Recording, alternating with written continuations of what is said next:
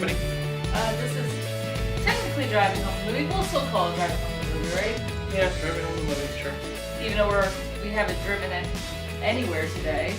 We have not gone to our car, and I stayed indoors. Mike went to the grocery store today, so I didn't go outside, and we didn't drive to a movie at all. However, we did see a movie. Yes, from this lovely new apartment. Yeah, the newish apartment. I'm thinking probably a few episodes will probably be shown and will be recorded in this one before we move to a slightly bigger place. But yes, this is my Chicago apartment, and since Mike was up and considering the timeliness of this movie right now, we ended up seeing Labyrinth. Because, of course, David Bowie just passed away recently. And it was one of those movies that I don't think you had seen any of, and I had only seen bits and pieces. I had essentially seen, it was always on, like, whenever it was on TV, I'd see, like, a little bit of it, and then kind of either turn it off or I'd see the end, you know? I've only ever seen little bits and pieces. I think at one point at school, someone had turned it on, like a teacher or something, but in the middle, which seemed weird, and it's one of those movies that Is it one of those things that, like, you weren't in class the day before, and it was like a No, I think it was like, for some reason they needed us all, like, they brought us all together in one room. I don't know if there was like an emergency or something, and they just like threw on the only tape that happened to be in that particular room. I don't remember. This would have been a good like 20 years ago.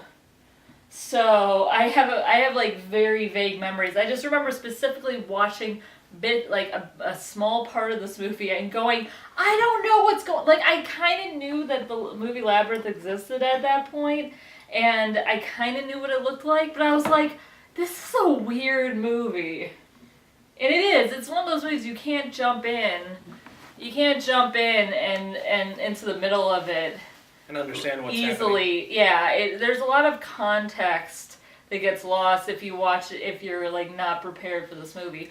But I will say, for what it is, it's a really good watch.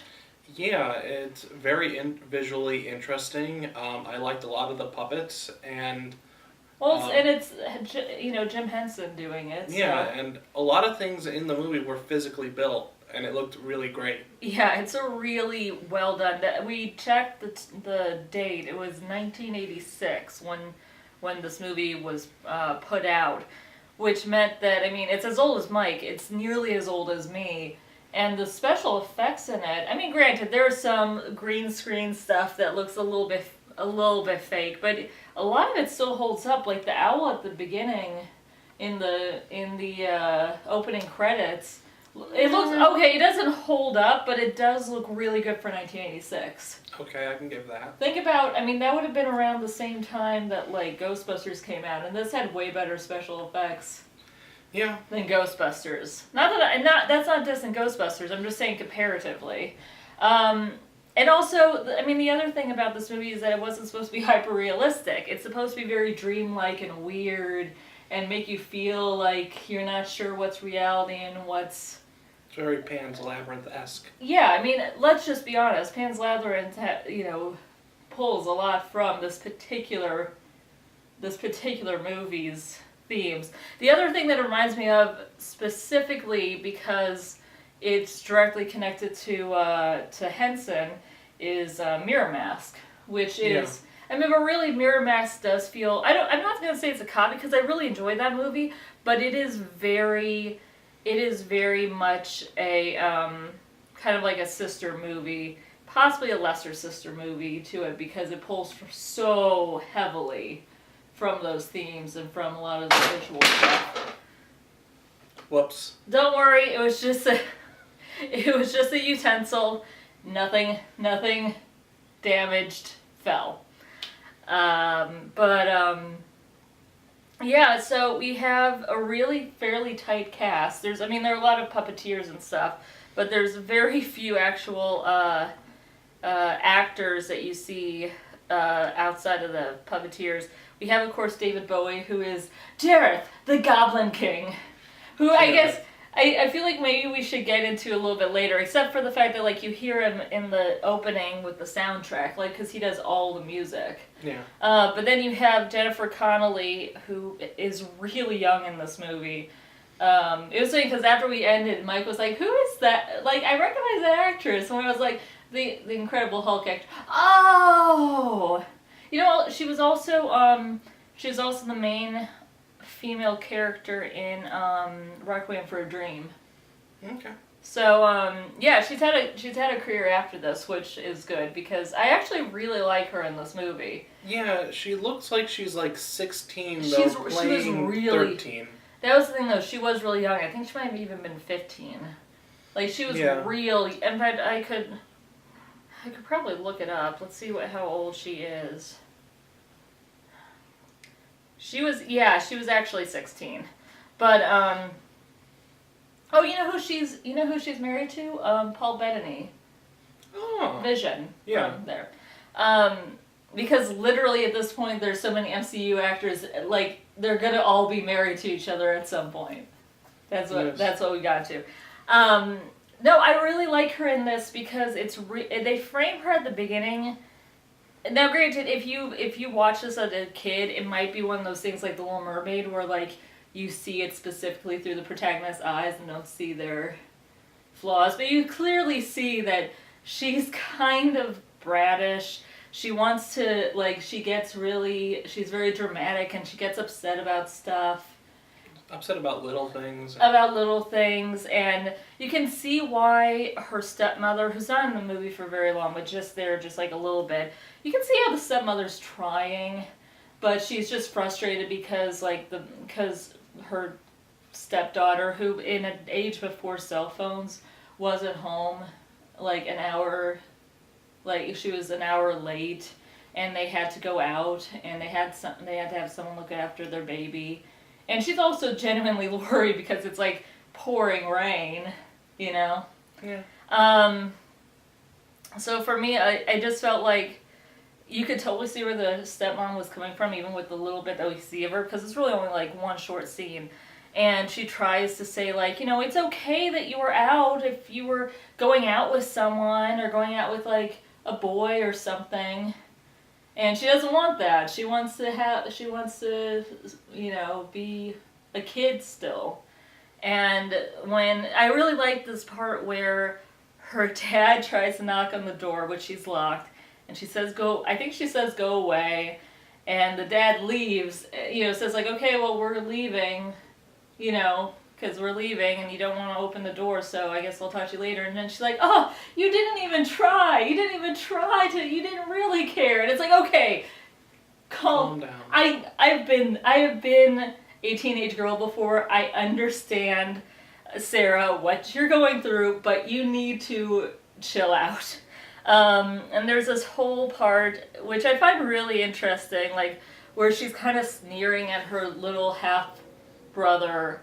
And, and before that, there's a lot of really nice contextual clues. A lot of the visuals later on in the movie are from her bedroom. Yeah. The dress she wears, we realize that Jareth just has a statue on his... I didn't recognize that until later on in the movie, and I was like, oh, well, that's where that came from.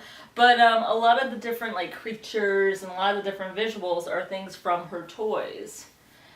And so she ends up going to her little brother, and the brother's is a toddler or even just a baby, and is crying, and she's telling the story of this like storybook that she's reading about this Goblin King, and how he can steal a child away, and all she has to do is say the specific phrase.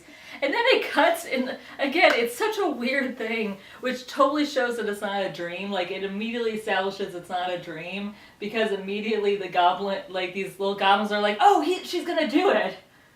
oh, she's not doing it. She doesn't even know the right phrase. And they're kind of giving commentary. And there's no frame of reference for where they are. Mm-hmm. They could be in the Goblin Land. They could be behind her bed. They could be like, there's no context for where these creatures are until she says it, and then suddenly the baby disappears and these goblins come. And then Bowie flies in. And then Bowie comes in!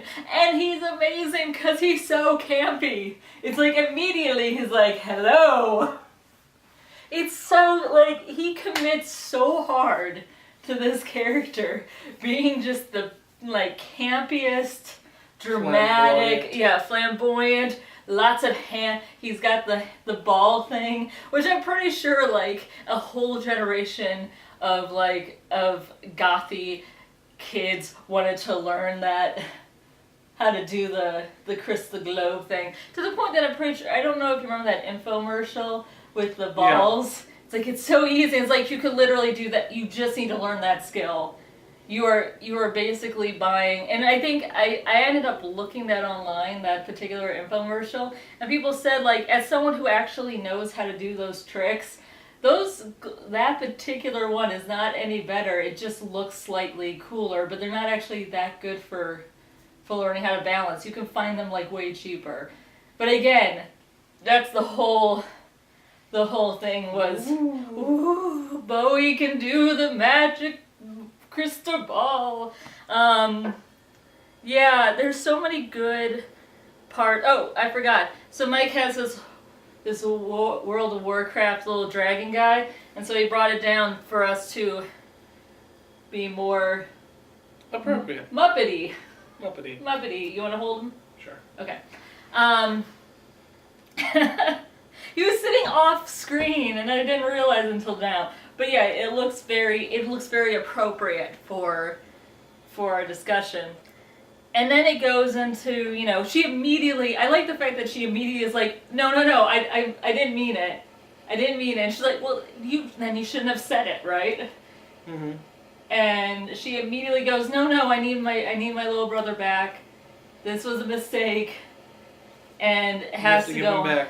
You have to give back, like, no. No gives backsies. No gives backsies. He goes, I'll tell you what, go into this labyrinth. You have 13 hours on my special clock because things are weird in this universe. My clock has 13 hours. My clock has 13 hours. Every scene with Bowie is amazing. Every scene with him is so, like, it's so good. I think the first scene we were really laughing, not because, like, it was a stupid scene, just because it's so delightful to see, like, the levels of, like, weird. Bowie playing off of the Muppets is really entertaining. That too. He really works hard to make it all come together in a way that a lot of actors wouldn't. Yeah. Later on when he's talking to, is it Hoggle? I don't remember the name either. This is bad. That's a running gag in this thing. Hobgoblin? No, I think it's Hoggle. No, it's Hoggle. It's Hoggle. Because the one time they say Hogwart, I'm like, well, there's where Rowling got it. But, so she has to go through the labyrinth, and she meets a bunch of different creatures, and there's some really nice, again, there's some really cool, like, puzzly things where she has to think with her wits and learn lessons. Outthink the Muppets. Then there's the one part where this worm is like, oh, come meet my wife, and she's like, I can't go in. Oh, well, you could go through that way. Oh, but that doesn't have a right way. Yes, it does. And it's a forced perspective thing. Mm-hmm. Which you were like, that's a green screen. Like, Mike, it's 1986. Just cut them some slack. So she goes through and she's about to turn. It is a groan-worthy part where she's about to turn and the worm goes, oh, no, you don't want to go that way. She's like, oh, so I should go this way? Yeah, go this way. And as soon as she leaves, oh, man, it's a good thing she didn't go that other way. That led straight to the castle. Which, to be fair, the logic, I get. The logic of, well, I don't want to send her to the Goblin King. He would do horrible things to her. I'll send her the safe way, away from the castle. She was so close to having way more time. It's a very Muppet joke. It is a very Muppet joke, but like I said, I like the fact that, and it also goes back to the fact that she doesn't know what to ask. You know what I mean? Yeah. That's actually one of the good themes of it, is that she needs to be direct. And a lot of her problems get solved when she's direct about things. And you start to see her learn it along the way, which I like. But yeah, there was a lot of weaving through things, and her getting backtracked, and her meeting different creatures, including Hoggle, who I've heard is sometimes not necessarily everybody's most favorite character, which I can kind of understand. He has a most interesting reveal of his character introduction. Oh, when he's murdering the small fairies. That's that one, Hoggle. No, he wasn't. He peeing in the fountain. Oh right. I think I blocked that from my brain. So I was like, oh, that's unpleasant. That feels like a very 80s fantasy thing. Like, you know what I mean? Like, that feels like something that you would only see in like a 70s or 80s Campy thing. Yeah. I'm glad they didn't have him pee anymore. That was annoying. But yeah, then you see him killing fairies, because get it? Nothing's as it seems. Yeah. And as she enters the labyrinth shortly after, I really love how they did the walls and like the aesthetics of the labyrinth, because it's a real physical thing most of the time. Yeah, there's a lot of good practical sets. I mean, granted, they did a lot of map painting stuff, which I don't mind, because again, it adds to the, what's the word, like the ambiance of it. It feels very much like an old... But they have the actress acting against real walls. Yeah, but you know what I mean. Like, yeah. There is something charming about, like, and there's the castle, far away. Don't walk closer, or else you'll run into the map painting. But yeah, there's a lot of charm to that, because that's very old Hollywood, you know? Mm-hmm. And, but I like I do like a lot of the practical sets. There's these, the false alarm, like, pillar wall things, mm-hmm. and they talked, and they were like, "Don't beware!" If you remember in the very beginning of the movie, yeah, they also had, like, the walls glittered and sparkled. Oh yeah, kind of. They got away from that towards the end, but... There's a lot of... And they really do a good job of, like, every time she changes a scene, it's a different kind of aesthetic. Yeah. So it's not, like, all boggy or all pillars. Or all sparkly walls. Because that would get really annoying. So there's a lot of good... And that's the one thing I will say about Mirror Mask, is that they relied a whole lot on green screen stuff. I mean, it's more effective than... basically the same sort of thing being used for like the Star Wars prequels, which have the same concept, but it's still like Mirror Mask had a lot of where it felt like a digital world instead of like a weird puppetry world. This is also, I like the world in this movie a lot better than I liked any of the maze stuff in Maze Runner.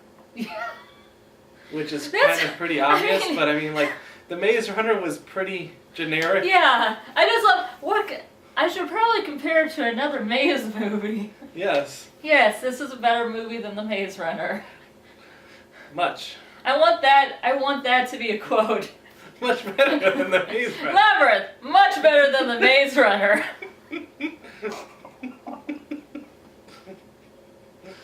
Obvious, Mike, it's obvious. Okay. So she ends up... I wanted to compare it because, like, the Maze Runner was very generic, especially compared to this. Yeah, but it's a totally different movie. Totally different. I mean, we don't even see much of the maze in that one. We see a lot of the maze in this one. So I think fairly early on in her adventuring in the maze, we get what's probably one of the most well-known songs, which is the one that's about, you remind me of the babe with the power.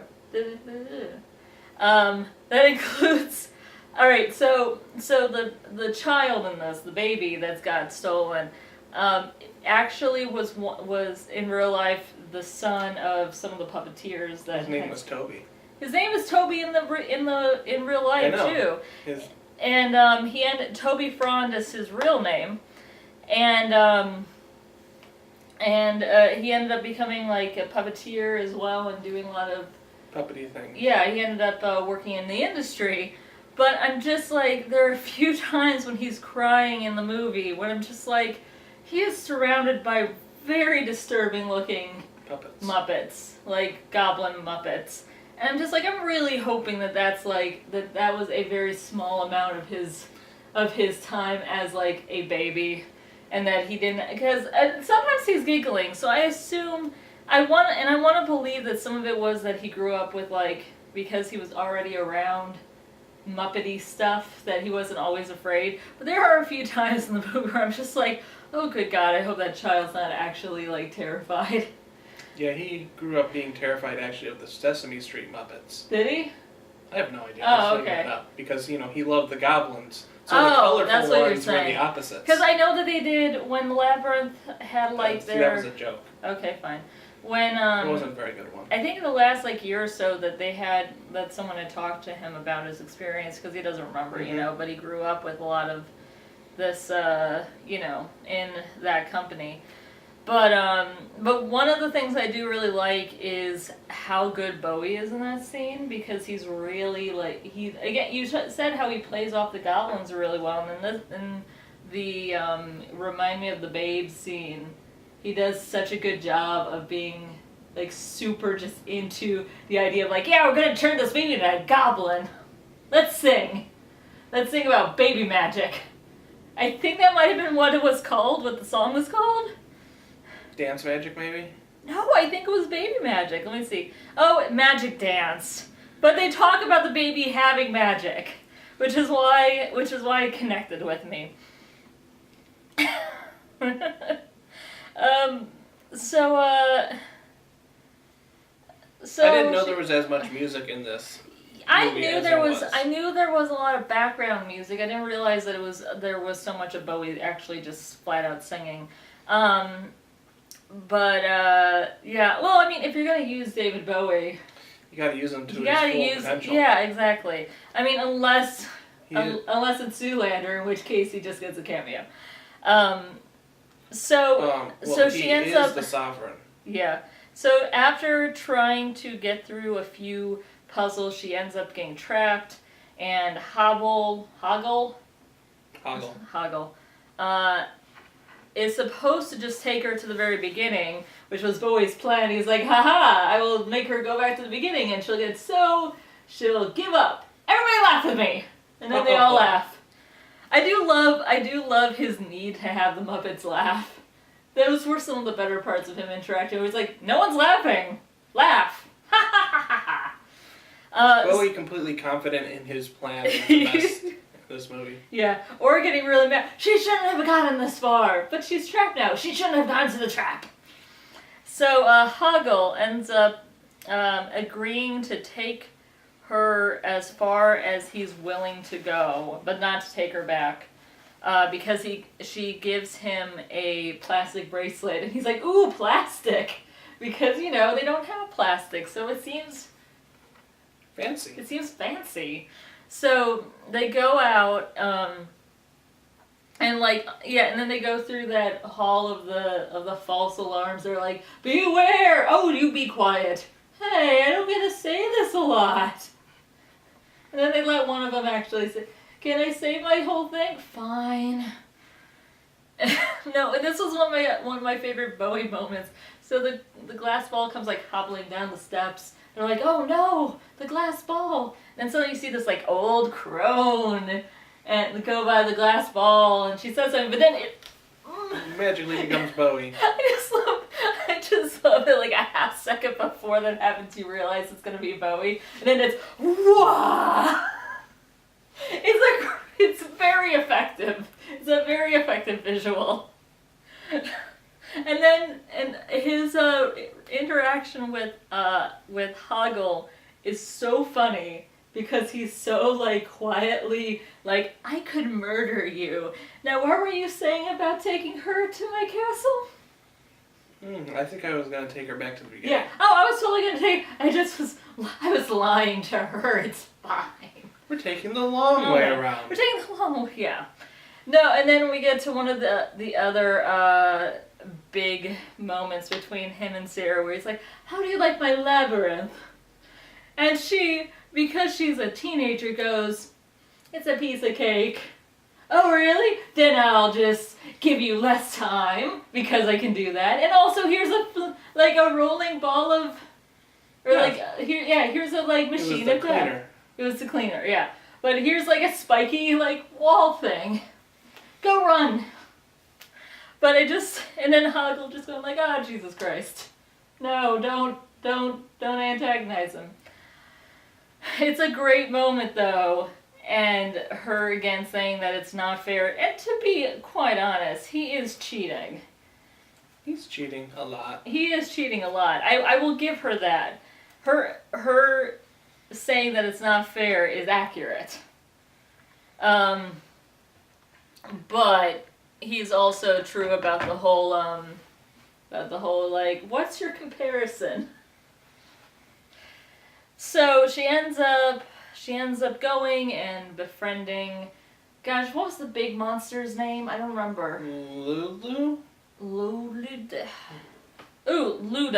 Ludo. Who got kind of annoying for me. Really? A little. It was a little much towards the end. It was okay. I didn't mind Lulu as much. I thought Ludo. I didn't mind Ludo as much. I thought what's his face was a little bit more annoying. One with the dog. Yeah, which I think was a dog on top of another dog, but it was Sir Didymus, and Ambrosius was the dog's steed. The actual dog was cute, and the puppet dog was cute, but the Sir, at times he was a little bit much. He did. My thing was do we have to see him yelling at his dog to not be a coward anymore? Because we've seen this 5 times. There was some padding going on in some of the chase scenes. That's more how I felt. I did like the fact that the way they got through, one was him befriending Ludo. I thought that was actually kind of cute.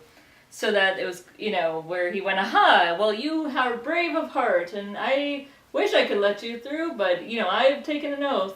And then again, her cleverness, where she asks the right question, which seems to be so what is your oath? Yeah, what is your oath? Oh, well, it said I cannot let anyone pass without my permission. Well, can we come across? Yes. So that was 10 minutes of the movie. But, yeah, I think one of the things that that I've seen people talk about with this movie is that it's about growing up. It's about learning how to be more of an adult and being more mature. And so a lot of her lessons, correlate to that. So it's, communicating better, asking the right questions, figuring out answers on your own, knowing when to turn for help, taking responsibilities, realizing that you can't be selfish about things. Yes. So all those things, but the communication thing is interesting because it comes back a few times in the movie where it's about her asking the right questions. In some cases, literally with the door. Isn't that a weird thing about getting drugged and losing your memory? Yeah, well, there's also the part where she steals someone's bag and basically holds it as blackmail. Yeah. And then she's like, oh, well, life's not fair. And I'm like, I don't know if this is the lesson. That's a little weird. But yeah, so then Hoggle is basically told by Jareth, you must give her this peach, and you must have her eat it. And if you don't, I shall throw you into the bog of eternal stench, which we see and is disgusting, and is just fart jokes. It's just fart jokes. Fart jokes as far as the eye can see. As far as the eye can see. So much farting coming from the bog. There's also a weird thing where... At least they didn't make the bog look like a bunch of butts. That is helpful. That's a Monty Python thing, which is close because I think it's Terry Gilliam wrote the script, I think. Could be wrong. But the weird thing is that they say, like, if you even put a foot in the bog, you will smell forever. But the way they get around it is that Ludo can speak to the rocks for some reason, and he makes these rocks lift up from the bog. The rocks are his friend. The rocks are his friend. To be fair, they do set it up where the reason why she's able to rescue him is that he's able to call on one of the little rocks, and she throws it then. And you don't see that, and you don't realize that he summoned the rock until later. You just think that a rock rolled up because this place is weird. So the weird thing about the bog is that these rocks come up, and they're basically, stepping blocks. But when they come up, you can still see like a thin layer of like the liquidiness from the bog. So when they put their shoes on the rocks, you would think that some residue would stick to their shoes, hence giving them the stench that they're worried about. You would think so, but that's not how rocks work. Apparently in this universe. Yes. And apparently they just, like, it's fairy tale logic where it's like, no, they're safe. They're safe. They stepped on rocks. Because apparently even standing, you'd think that a smell, if a bog was that smelly, that you would get fumes on you and it would smell no matter if. Right? You would think so, but their clothes were very well Febrezed. Okay, alright. So after all this happens and the four of them? Well, the dog and his dog. I thought he was more of a squirrel, but he really was more of a dog. He was more of like a yappy dog. I thought he was a fox at first. That was a fox. But then he was barking later. And I'm like, well, that takes away my theory on his lineage. And then there's Ludo and Hoggle and then Sarah. And so Hoggle he almost throws the peach in the bog, and then you hear Jareth go, "You better not!" I am watching you. I'm watching. So he ends up giving her the peach, and she kind of realizes immediately that she was betrayed, that she was tricked. And he says something like, "Damn you, Jareth, and damn me as well," and then he runs away sad.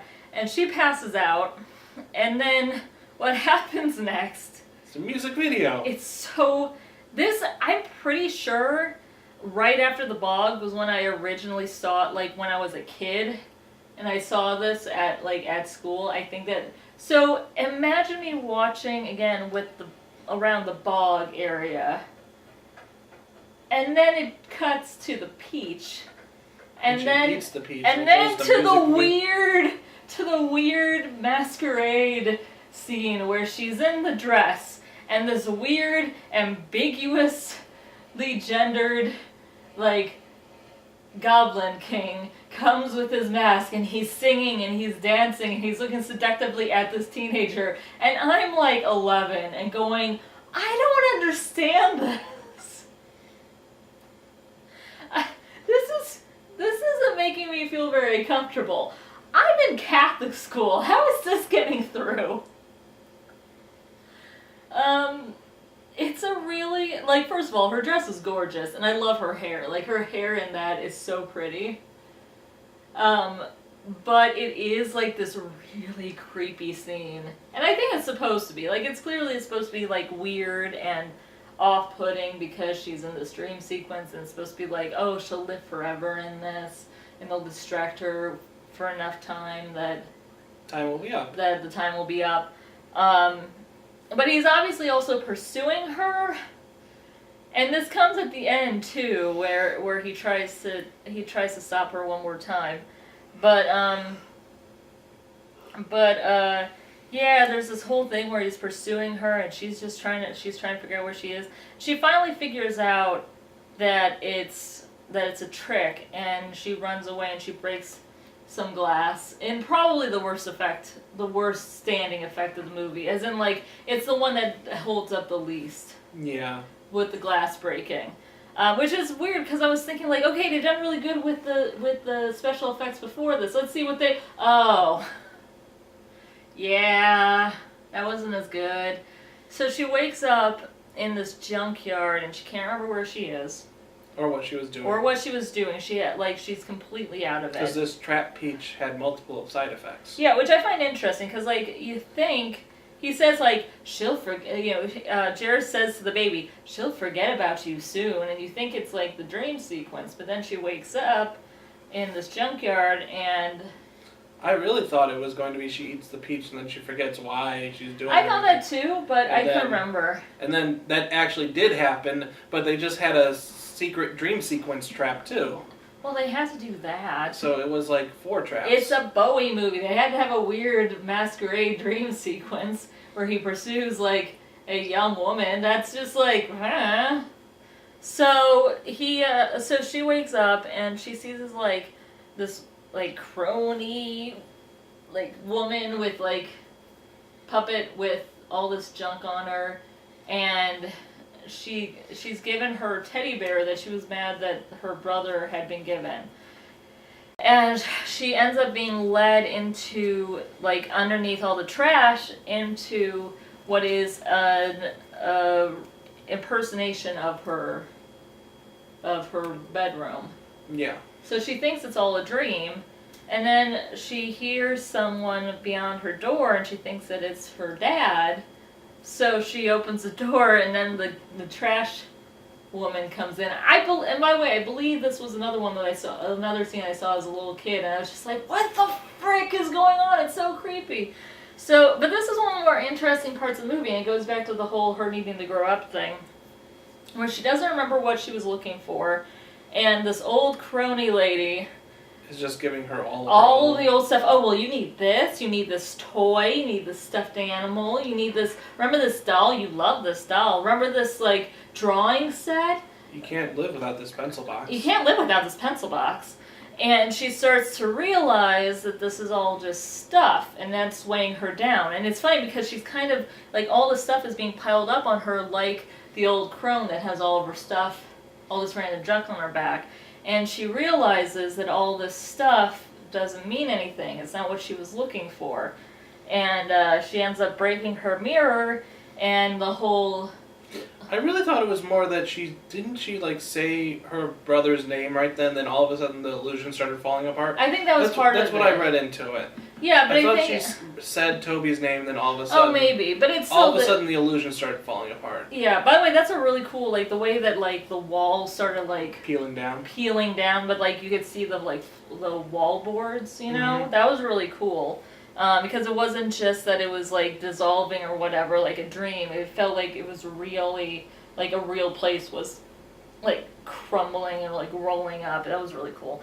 But the theory of this being about her, maturity and realizing to let that stuff go, because that was the stuff that she was, like, embracing so heavily when she was at the beginning of the movie. It's also convenient that every trap leads her closer to her goal. That is helpful. To be fair, some of it was her bribing people. Well, the first one was bribing, but then later all the other traps lead her closer to the goal. Well, she was also supposed to be trapped within that bubble. Very true.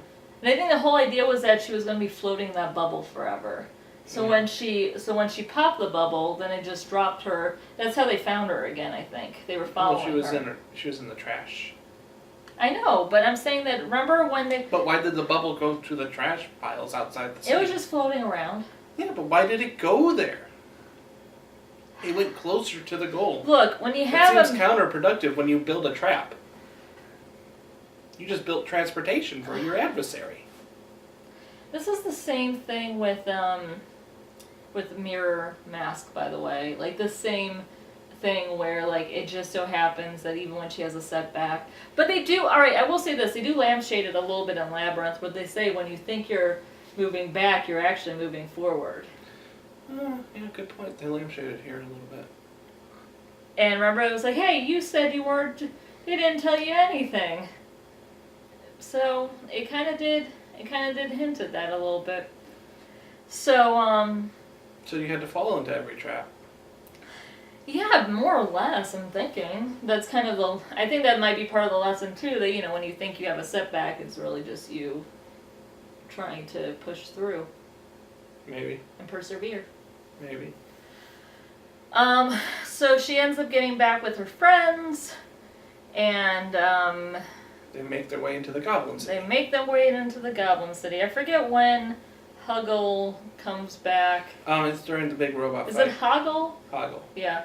Oh the yeah, robot there's that fight. big robot fight where there's a mech suit, which was really, I wouldn't say before its time because I'm sure there was anime with mech suits in the mid 80s, but it's like a weird turn considering everything that's been before in this movie. Like it's a really weird motif to throw in the middle.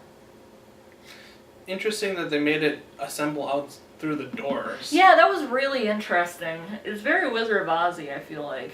Okay. But yeah, so he saves the day, and They forgive Hoggle. they forgive Hoggle, and they decide that he is a noble person and a good Brave. friend. Yeah, And then they enter the Goblin City. yeah.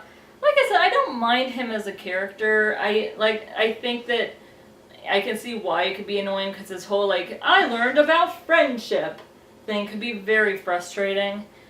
But at the same time, it's done better than a lot of movies, more recent movies that have this kind of character. So I don't mind it as much. Yeah, I didn't really mind. But that's my point of view of it. You know what I mean? That I don't have as much annoyance of it because I've seen it done way more poorly. Hold 'em. I What? have to put the power back on in the camera because the battery's dying. Oh But you can keep going. no! Okay. Keep talking. Are we gonna be able to keep it Yeah, recording? yeah. Okay. Well, so going back to Labyrinth, so they end up going, and I will say one of the more annoying things about this movie that like I really was ready for it to get rolling was the fact that the chase scene into the castle felt like it took a long time. Was it just me? Yeah, because it took a while. Like, they were fighting, like, and they didn't have the upper hand for a while. And then when they got the upper hand, it was Then a it long was like- fight still. It was so long. And there was this whole gag about the steed of the knight, where the steed is just like a Coward. Well, no, but it's like a shaggy dog. I forget what kind of dog it is. Sheepdog? Yeah, like a sheepdog. And like he's the character. I'm looking it up again. I think it's Didymus. Is the knight character, and he kept, Ambrosius, get back here, you coward! And he says that like 10 times. I'm like, okay, we get it. Can we please move forward? You shake him around like he's... Like he's a stuffed animal. Yeah. Okay. So but it takes forever, and I'm like, I get it, Henson. You want to use those sets. You want to make sure that they get proper use. I'm so tired of seeing like the sets of right outside the castle. So they end up rushing the castle. Finally, they use the power of the rocks, which again is like those rolling rocks got real. And again, I'm just like I really wanted to get to The end. the end. So she rushes in, and then they have another weird ass Bowie scene where she has to go alone. She says goodbye to her friends and says, like, if I ever need you, I'll call for you. And she rushes in and she says that's just how these things are done, because in her mind it's still a fairy tale, which is why I think a lot of the maze being able to get through the maze thing works, because it's all fairy tale rules. So I'm okay with that with the way that certain things happen in the movie. Okay. So she goes in, and they have another music video, which to be fair is quite long, but I like how because it's an Escher style staircase thing, and it was really cool. Yeah, and like I said, it was clearly like a lot of matte painting stuff, and clearly she's always standing upright, but you see like Bowie walking upside down, and there's that thing where he whoosh, which apparently was a practical effect, but they can only do it like once. He was like, I'm not doing, I think, if I've heard the story correctly, but he definitely did the whole like going around thing. There was one where they were very lazily shot it, where it was They just turned the camera 90 degrees as he walked down the Yeah, hallway. yeah. That was the lazy shot. Yeah, and then so she's trying to get to her little brother, and I swear to God, this is one of those times where every time she runs through another staircase, he ended up moving somewhere else. I'm just like, oh my God, baby, sit the hell down for like 1 second. Yeah, and then also when she jumps to him, I like that effect of the puzzle falling away. Yeah, that was good, and the fact that she had to kind of be brave and make a leap of faith, which I thought was good. But yeah, that whole scene, it went a little long, but I was more okay with it than the chase scene. Because the effects look cool. Because the effects were cool, yeah. And there was a little bit of tension as far as like, and her being disoriented, there was it had more effect. Mm-hmm. So she finally is face to face with Jareth, and she's starting to say the lines from her book. These are the lines that she started off with when she was like playing in the park. And she couldn't remember them then, and she had to look in the book. And instead of a What? You don't remember? I was trying to do the Galadriel line. You will have a queen! But no, that's not it at all. But he tries to stop her. God, I can't believe I forgot the Galadriel line. Alright, whatever. It'll come to me in like 5 minutes. Yeah, I know.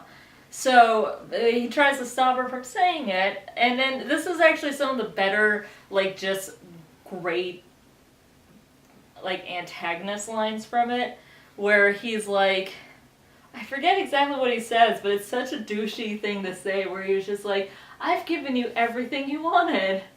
I stole your brother, which you wanted, and then I was like, okay, that one I will give you. She did wish for him to be taken away, but then everything else he says is like, and then I put you in my maze. She didn't want that, and then I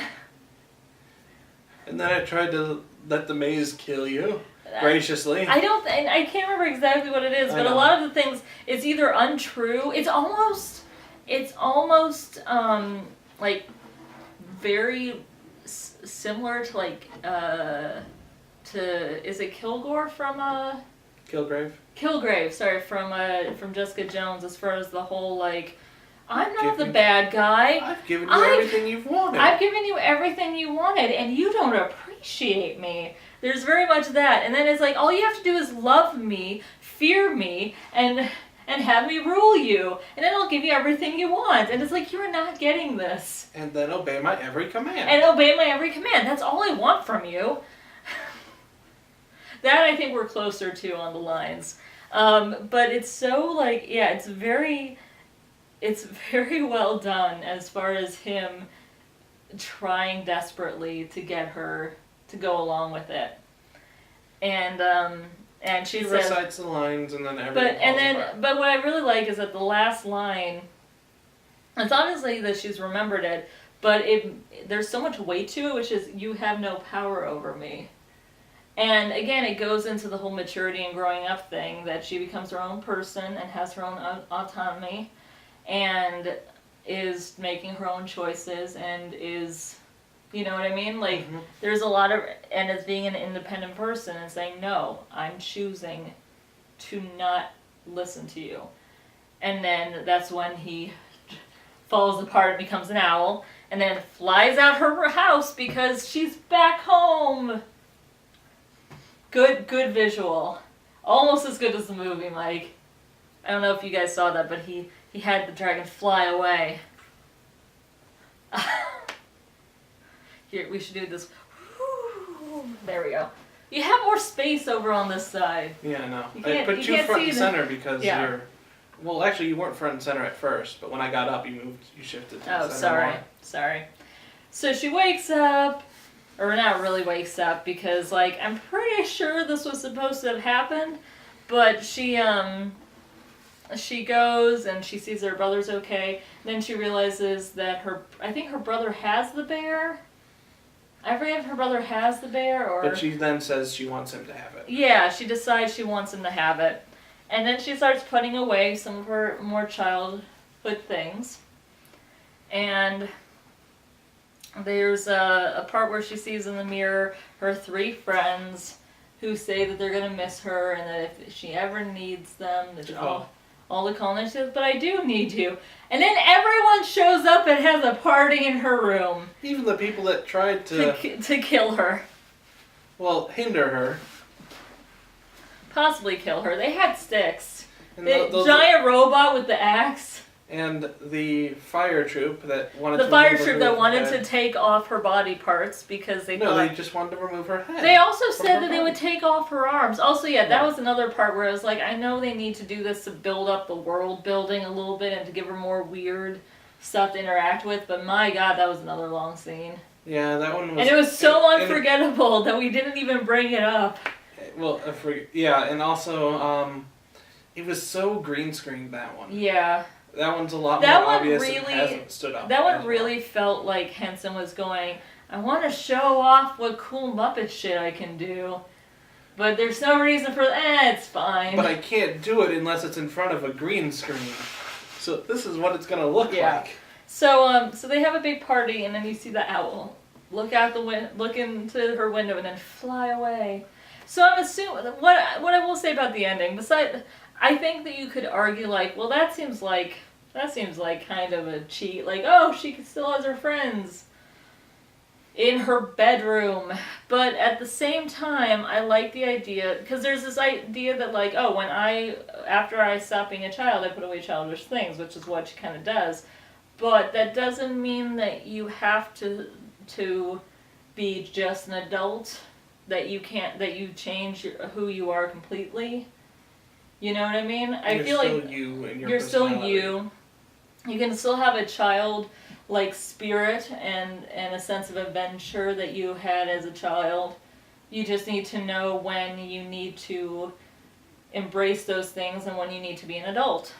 And I feel like that's what the ending of the movie is. It didn't want to end with her denouncing everything about her childish wonder. Becoming an accountant. And becoming an accountant, yes.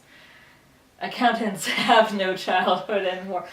I like to just right now formally apologize to any accountants watching.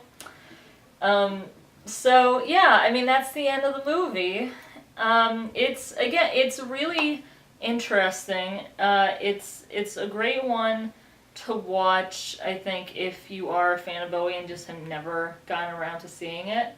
If you like his music, because the music's solid, it's fine. You know what I mean? It's very 80s.